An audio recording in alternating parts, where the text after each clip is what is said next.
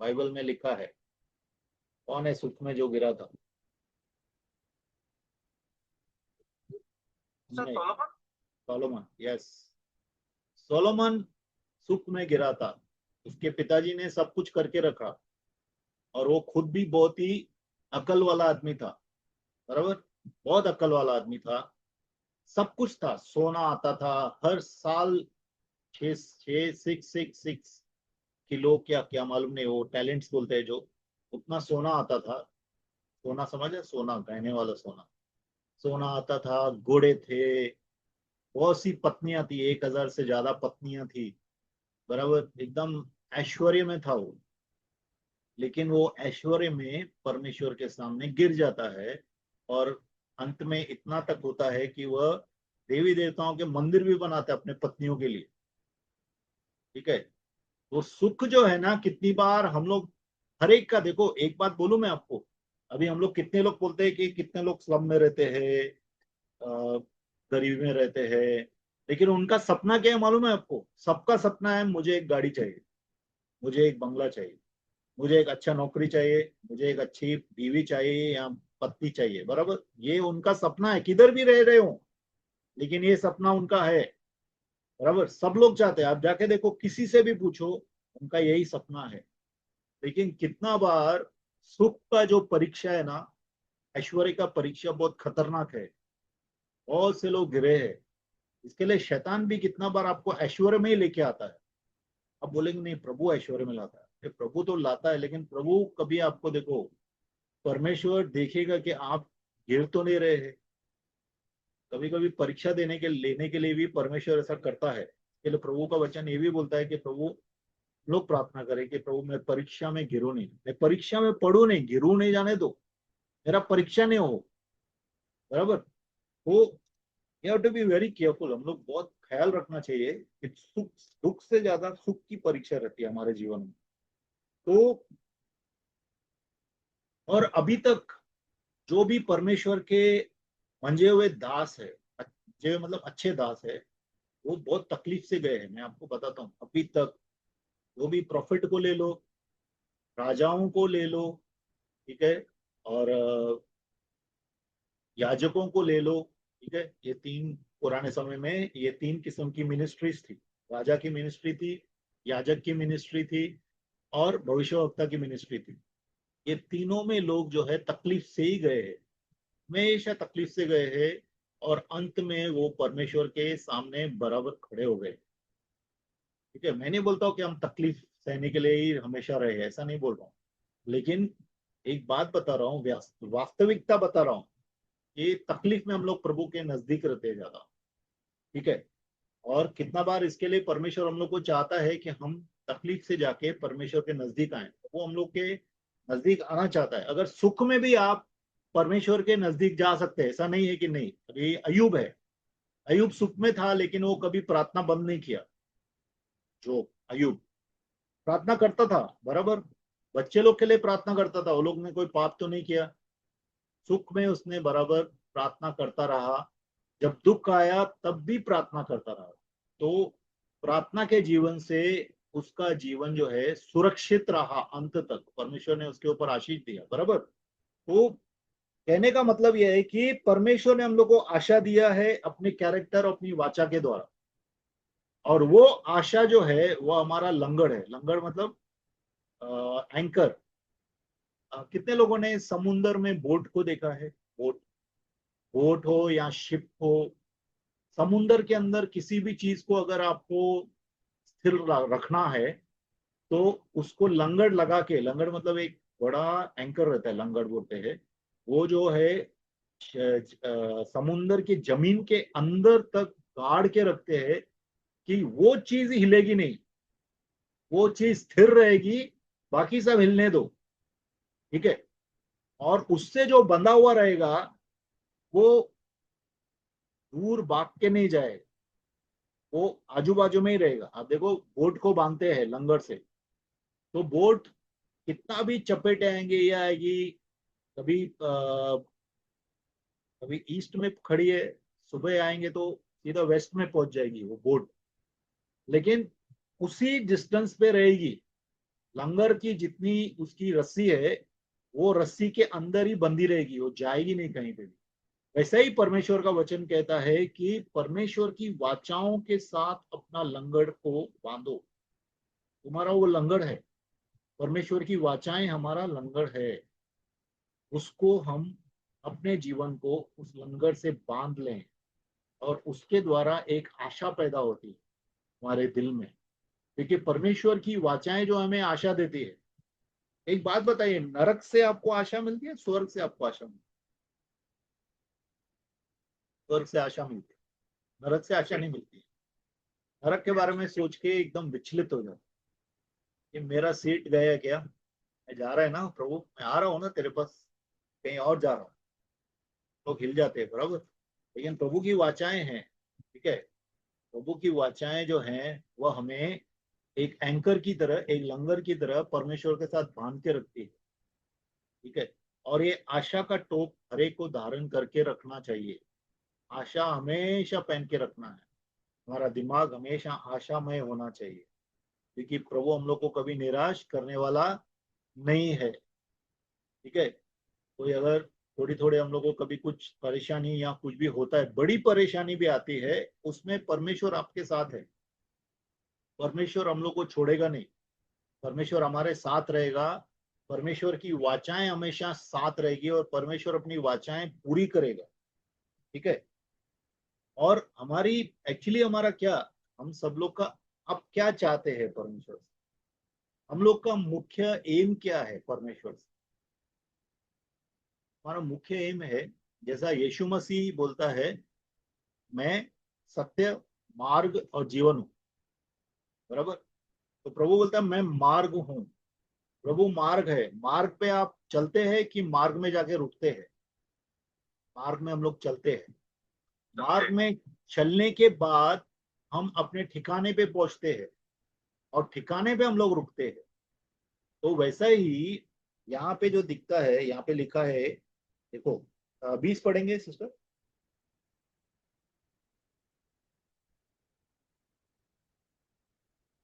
जहाँ यीशु ने मलिकिसिदक की रीति पर सदाकाल का महायाजक बनकर हमारे लिए अगुआ के रूप में प्रवेश किया है। कहाँ प्रवेश किया है? यीशु ने कहाँ प्रवेश किया? यीशु ने परमेश्वर की उपस्थिति में प्रवेश किया है। आज पिता स्वर्ग में है और यीशु मसीह स्वर्ग में हमारे लिए हमारा प्रतिनिधि और हमारा महायाजक बन के खड़ा है। अगर भौतिक रीति से हम लोग देखें, जब प्रभु यीशु धरती पे थे, उस वक्त जिंदा परमेश्वर का एक मंदिर था और वो मंदिर को दो भाग, तीन भाग में है बट दो भाग में बांटा। और वो बांटने के लिए बीच में क्या था, एक एक पर्दा था। तो प्रभु यीशु जो है वह पर्दे के अंदर पिता के साथ मिलने गए हैं हमारे लिए, ठीक है। फोर रनर में हमारे आगे जाने वाला, जैसा अगुआ रहता है ना, देखो अगुआ, पहलवान किसको बोलते हैं? पहलवान का मतलब कोई स्ट्रांग आदमी को पहलवान नहीं बोलते। पहलवान वो जो पहल करे, पहला पत्थर जो मारता है वो पहलवान, पहला आवाज जो निकालता है वो पहलवान। वैसा ही यीशु मसीह हमारा पहलवान है, हमारा फोर रनर है। He has gone into haven, मतलब वो स्वर्ग में गया है हमारे जाने के पहले, उसने जगह तैयार किया। इसके लिए प्रभु यीशु जो है परमेश्वर के साथ उस पर्दे के अंदर गया है परमेश्वर को मिलने, भौतिक तरीके से। तब धरती पे जैसा महायाजक जाता था, और अभी वो प्रभु यीशु स्वर्ग में गया है, क्योंकि स्वर्ग में पिता खुद रहते हैं। तो स्वर्ग में प्रभु गया है और वो, आपको सबको याद है मैंने बताया था कि वो जो पर्दा था वो यीशु मसीह का शरीर है। और जो शरीर हमारे लिए तोड़ा गया था, सबको मालूम है कि पर्दा ऊपर से नीचे तक फटा था। तब परमेश्वर की तरफ, पिता की तरफ रास्ता खुल गया था लोगों का। तो प्रभु यीशु गया है as a forerunner, as a पहलवान, एज अ फर्स्ट फ्रूट, पहला पहला मनुष्य, जो हमारे लिए महायाजक है, हमारा महायाजक है, ठीक है। हमारे लिए जगह बनाने के लिए गया है, और हम सब लोग को उधर ही जाना है। हम सब लोग को देखो कितना बार क्या रहता है, इस दुनिया में इतनी चीजें है ना, कोई कोई बोलता है कि मैं स्वर्ग के क्यों जाने का, मेरे को मरना ही नहीं, ऐसा भी कितने लोग को, इधर ही रहना है, बराबर। यही सब है, शाम का वड़ा पाव, सुबह का बिरयानी, दिन का चाय, यही पी के अपने को चलने का है, ऐसा नहीं है। परमेश्वर ने हम लोग को, ये तो एक शरीर के लिए है, हमारे दिमाग में वो विचार भी नहीं आएगा कि जब हम परमेश्वर के साथ रहेंगे तो, वो हमारे कल्पनाओं से भी परे है। हम लोग नहीं समझ सकते हैं कि परमेश्वर के साथ रहना क्या होता है, क्योंकि हम लोग ने सिर्फ थोड़ा सा बूंदाबांदी का शांति महसूस किया है इस धरती पे। लेकिन जब अनंत काल के हम लोग विश्राम में जाते हैं, वो एक अलग आनंद है जिसको बयान करना मुश्किल है, बराबर। कितने योगी लोग वगैरह जो है, वो लोग शैतान के राज्य में चलते हैं, और शैतान उनका सोल में एक शांति देता है, तो उसको ही बहुत कुछ समझते हैं वो लोग, और सोचते हैं कि हम लोग स्वर्ग पहुंच गए। लेकिन वो कोई स्वर्ग नहीं है। परमेश्वर ने हमारे लिए जो शांति रखा है, जो आनंद रखा है, जो जीवन रखा है, उसको हम लोग समझ भी नहीं सकते हैं इस शरीर में रह के। वो हमारे समझ के परे है। लेकिन एक बार हम वहां पे पहुंच जाएंगे। कितने लोगों स्वर्ग में पहुंच के वापस आए हैं, कुछ टेस्टिमनीज है लोगों, तो बहुत अच्छी टेस्टिमनीज है। वो लोग बोलते हैं कि हम लोग नहीं आना चाहते थे वापस, ऐसी ऐसी जगह है स्वर्ग। तो परमेश्वर ने ऐसी जगह हमारे लिए बनाया है, ठीक है। मतलब कंफर्टेबल विला का बात नहीं कर रहा हूँ। परमेश्वर की उपस्थिति जहाँ होती है, वहां पे सर्वकालिक जीवन और आनंद होता है। इवन धरती पे भी जहां जहां पे प्रभु जाते हैं, किसी भी आप इधर भी जाओ, गटर के बाजू में अगर आप स्तुति आराधना करते हैं, तो वहां पे भी परमेश्वर की उपस्थिति आ जाएगी, और आपको अच्छा लगेगा उधर रहना, उधर खड़ा रहना भी आपको अच्छा लगेगा, क्योंकि परमेश्वर की उपस्थिति हर एक चीज को बदली कर देती, ठीक है। तो हम परमेश्वर के साथ मिलने के लिए ही प्रभु यीशु मसीह में आए हैं। यीशु मसीह हमारा महायाजक है, वह हमारा व्हीकल है, वह हमारा अगुआ है। वह हम लोग को परमेश्वर की उपस्थिति में लेके जाएगा। और यहाँ पे जो है, वह मेल्की जेडेक, जैसा मेल्की जेडेक जो था, वह महायाजक था, उसी ऑर्डर का, मतलब उसी तरह यीशु मसीह भी महायाजक हैं। इसके बाद में मेल्की जेडेक के बारे में प्रभु का वचन बताता है कि मेल्की जेडेक कौन है, क्या है। यीशु मसीह का उससे तुलना तुलना करने करता है, ठीक है। तो ओके, पढ़ेंगे 7, चैप्टर 7 निकालेंगे।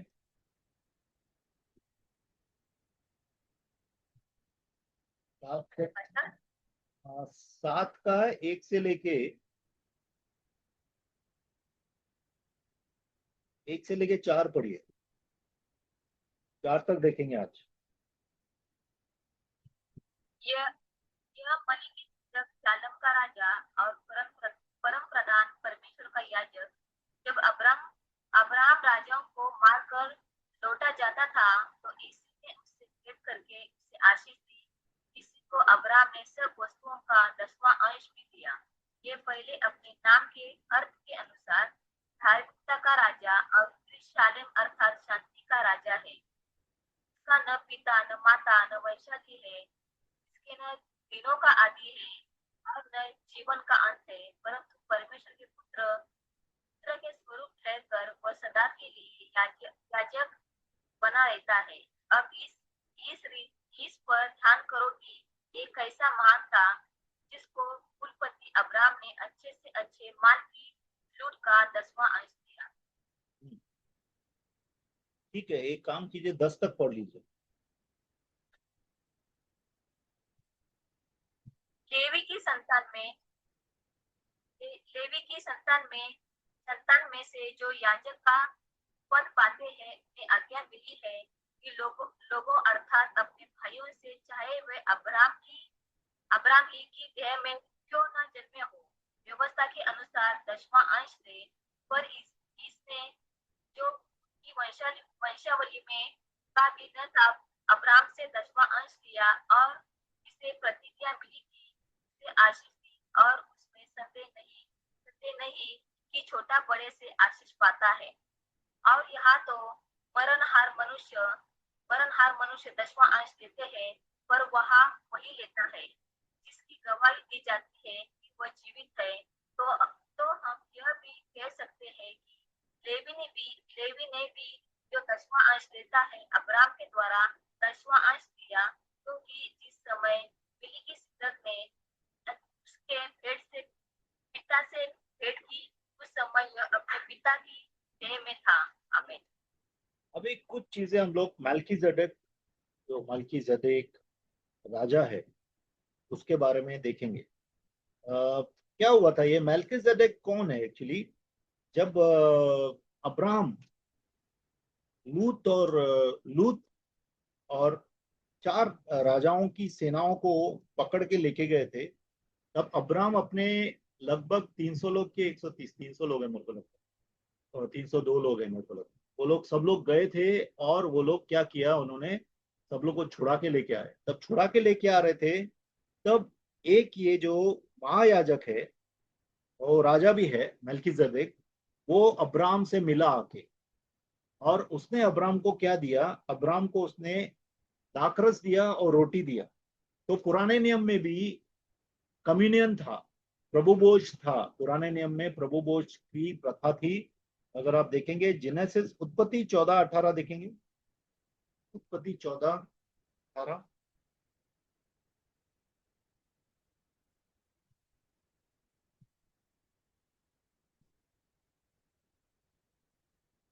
उत्पत्ति, 18 ना। जी। सालेम का राजा मलिकिसदक जो परम प्रधान परमेश्वर का याजक था, रोटी और दाख मधु ले आया।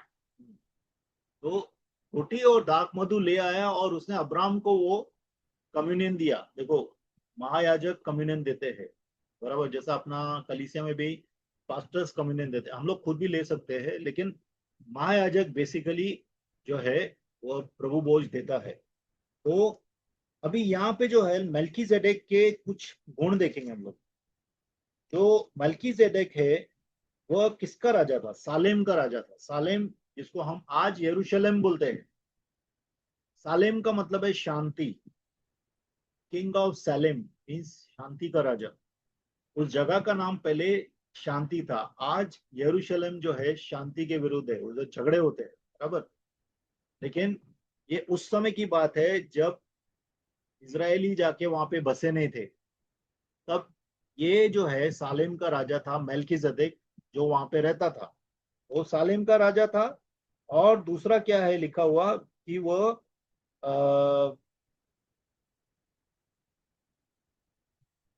He was the king of righteousness.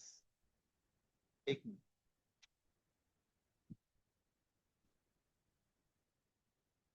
हाँ, सालेम का, एक तो सालेम देश का राजा था, मतलब सालेम का मतलब है शांति, ठीक है। और दूसरा जो है, ये परमेश्वर का याजक था। आप सोचिए, याजक अभी आए नहीं थे, बराबर, लेवी के समय से याजक चालू हो गए। उससे पहले याजक नहीं थे, लिखा हुआ नहीं है, लेकिन यहाँ पे लिखा है कि मेल्कीजेदेक जो है वह परमेश्वर का, जिंदा परमेश्वर का याजक था। किसी देवी देवता का कोई पुजारी नहीं, लेकिन वह परमेश्वर का याजक था। और जब अब्राहम लड़ाई करके जीत के आता है, तो आके महायाजक उससे मिलता है। और उसको अब्राहम क्या करता है, अब्राहम अपनी जितनी भी चीजें उसको मिली थी उसका दशमांश देता है, ठीक है। महायाजक को दशमांश देता है। वर्ष 2 में लिखा है कि वह धार्मिकता का राजा है, ठीक है। लिखा है कि नहीं? Yes, king of righteousness, also king of peace. शांति का राजा और धार्मिकता का राजा। यीशु मसीह शांति का राजा है, यीशु मसीह धार्मिकता का राजा है। उसी तरह से मेल्कीजेदेक जो है, उसको यीशु के कंपैरिजन में बताया गया है।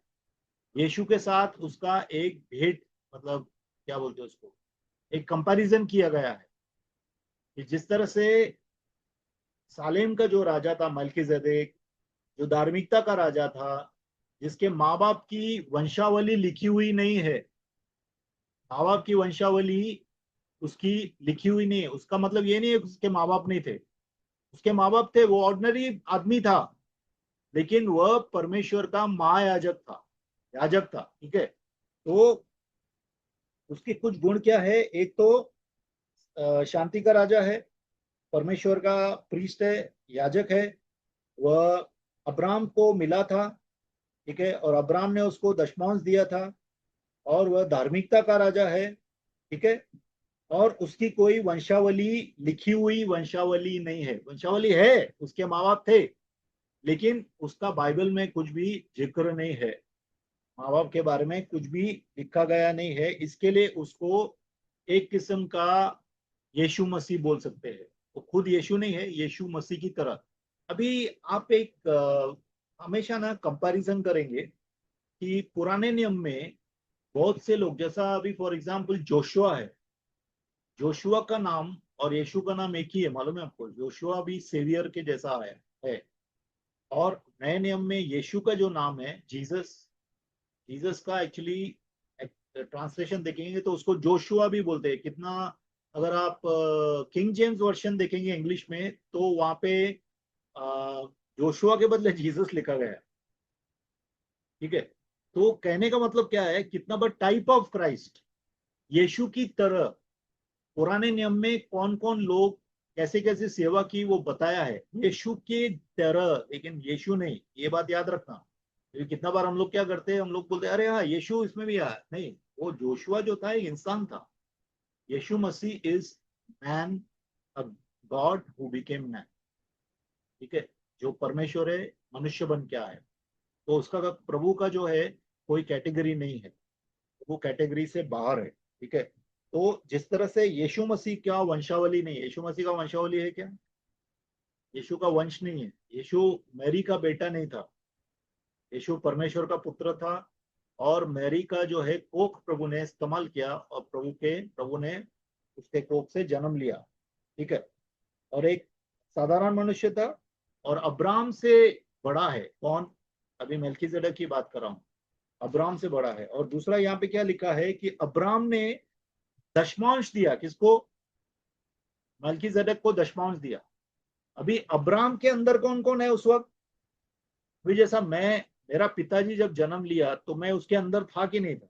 मैं था, बराबर ना? क्योंकि मेरा पिताजी से मैंने जन्म लिया, मेरा बेटा मेरे मेरा बेटा है, बराबर? तो वो मेरे अंदर था, मैं अपने पिताजी के अंदर था। उसी तरह से अब्राम के अंदर अब्राम की संतान थी, आने वाले वंशज थे। तो लेवी जो है, लेवी याजक है, बराबर है? हारून लेवी के गोत्र से आया, लेवी के गोत्र को प्रभु ने क्या किया? याजक का पद दिया, ये याजक की मिनिस्ट्री दिया, बराबर? तो याजक की मिनिस्ट्री लेवी से चालू हो गई। और जब अब्राम दशमांश दे रहा था, तो लेवी अब्राम के अंदर था, लेवी जो है अब्राम के शरीर में था, क्योंकि वो उसका वंशज है। तो उसके द्वारा, अब्राम के द्वारा याजक भी महायाजक को दशमांश दे रहा है, इसका मतलब ऐसा परमेश्वर का वचन यहाँ पे बताता है।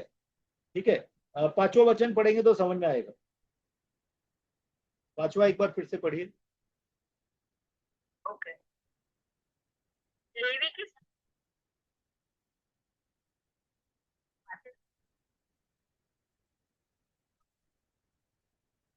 लिखता है कि अब्राम ही की देह से क्यों न जन्मे हो, व्यवस्था के अनुसार 10वां अंश से।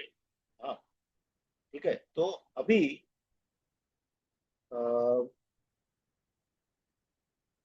ठीक है, नवा पढ़िए।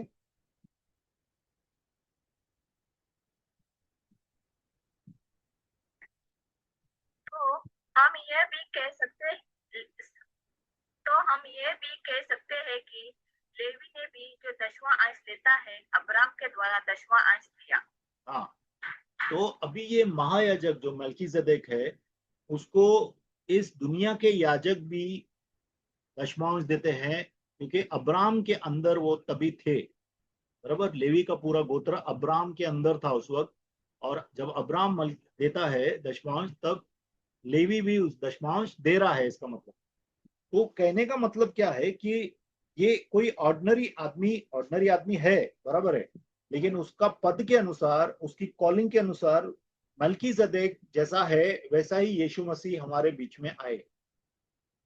यीशु मसीह का कोई वंशावली नहीं था, बराबर। यीशु मसीह का कोई वंशावली नहीं है, वो यूसुफ का बेटा नहीं है, भले उसका धारण किया नाम, बराबर, लेकिन वो पवित्र आत्मा के द्वारा पैदा हो गए, तो उसका वंशावली नहीं है।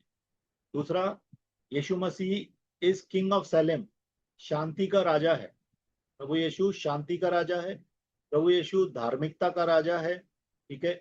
और वह सब याजकों के ऊपर है, महायाजक है, ठीक है।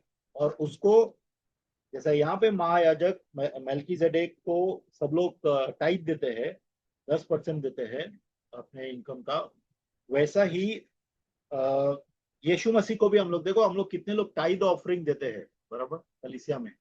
तो कितने लोग क्या सोचते हैं कि हम लोग पास्टर को टाइप दे रहे हैं या हम कलीसिया को दशमांश दे रहे हैं। आप कलीसिया को दशमांश नहीं दे रहे, आप परमेश्वर को दशमांश दे रहे हैं, बराबर। आप पिता पुत्र पवित्र आत्मा को दशमांश दे रहे हैं, जो हमारा ड्यूटी नहीं, हमारा प्रेम भी है, ठीक है, मिनिमम देना चाहिए।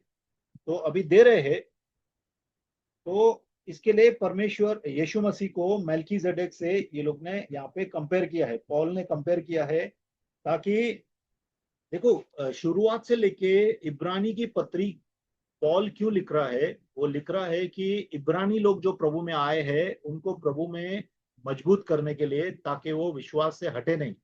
इसके लिए वो अब्राम का, जोशुआ का, पुराने सब लोगों का उदाहरण देता है, स्वर्गदूतों का उदाहरण देता है, ताकि लोग जो हैं यीशु मसीह को सच में समझें और विश्वास में टिके रहें।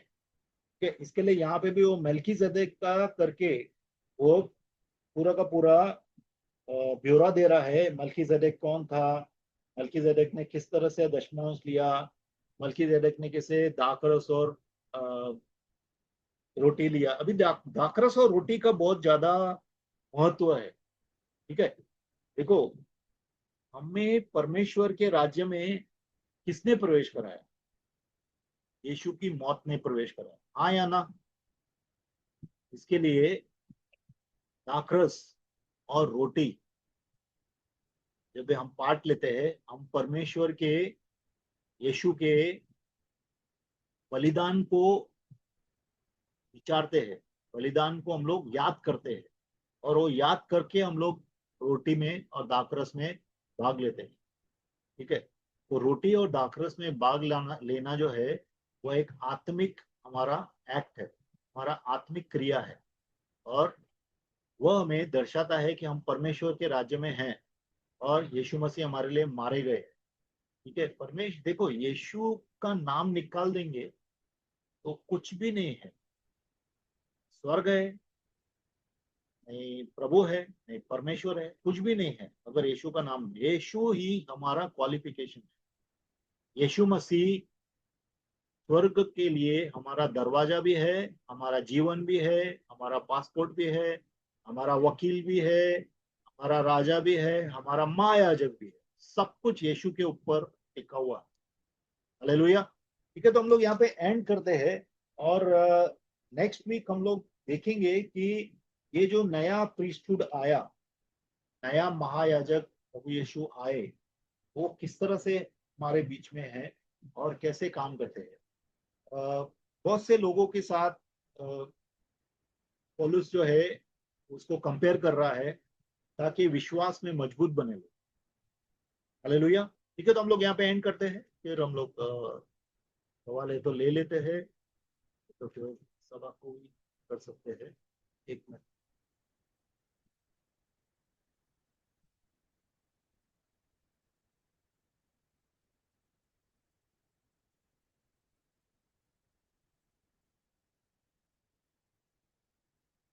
ओके।